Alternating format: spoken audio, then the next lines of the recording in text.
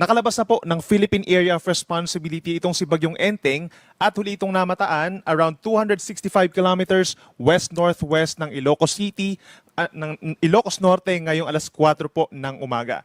Lumalakas po ito sa ngayon na from 95 kilometers per hour kagabi ay naging 100 kilometers per hour na po yung lakas na hangin malapit po doon sa kanyang sentro at may gustiness hanggang 125 kilometers per hour. At sa ngayon po mabagal itong kumikilos pa west-northwest papalayo po ng ating kalupaan, nasa West Philippine Sea pa rin po ito sa ngayon. Subalit, asahan pa rin natin ang epekto ng southwest monsoon or habagat na siyang ini-enhance or pinapaibayo nitong si Bagyong Enteng at knowing nga na ito'y mabagal sa ngayon at lumalakas ay magpapatuloy pa rin po yung minsang malalakas na ulan sa western sections ng Luzon, kabilang na rin po dyan ang Metro Manila. Sa ngayon po, as of 5 in the morning, meron tayong heavy rainfall warning na nakataas. Orange warning po dito sa lalawigan ng Bataan. So ibig sabihin po, meron tayong intense rain simula alas 5 hanggang alas 8 ng umaga.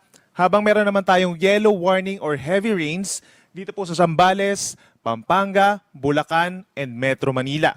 Kaya naman, mag-ingat po sa mga posibleng pagbaha at dun sa mga magbabalik po sa eskwelahan at sa mga trabaho, ay make sure po na meron tayong dalang pananggalang sa ulan gaya po ng payong or kapote. Samantala, base na rin sa ating latest satellite animation, patuloy yung monitoring natin sa mga cloud clusters dito po sa may silangan ng Luzon pero wala pa naman sa mga ito ang posible maging isang bagyo sa susunod na 24 oras. Ito po yung pinakahuling track at latest track po ng Pag-asa regarding dito kay Bagyong Enteng. Inaasahan nga nakikilos ito pakaliwa or westward dito po sa may South China Sea and the southern portion of China. Pero sa ngayon po ay medyo malapit pa ito sa ating kalupaan sa may West Philippine Sea at around 200 to 300 kilometers away po from Ilocos Norte. Yung ding taglay na hangin ito na malalakas ay lumalayo na po sa ating kalupaan so wala na yung direct effect. At yung pinakamalalakas po na hangin na dala nitong si Bagyong Enteng ay offshore na rin po. Kaya naman wala na tayong nakataas na tropical cyclone wind signals in any areas of northern Luzon. Sa ngayon po, bagamat nakalayo na nga or nakalabas na ng Philippine Area of Responsibility itong si Bagyong Enteng, magpapatuloy pa rin po ang malalakas na mga pag-ulan sa susunod pa na 3 araw. Epekto po yan ng southwest monsoon.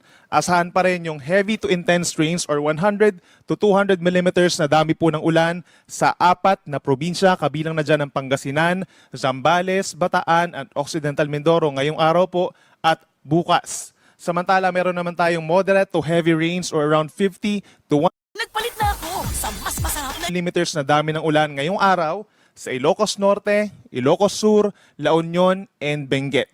Habang ngayong araw at bukas, possible pa rin po yung moderate to heavy na mga pag-ulan dito sa mga lugar po sa may central southern Luzon. Kabilang na dyan ang Nueva Ecija, Tarlac, Pampanga, Bulacan, Metro Manila, gayon din ang Cavite, Batangas, Rizal, Laguna at hilagang bahagi ng Palawan, kabilang na po ang Calamian, Cuyo, and Cagayancillo Islands. So ito yung mga areas na most likely ay magtataas pa rin tayo ng mga heavy rainfall warnings and rainfall advisories sa susunod pa po na 2 araw.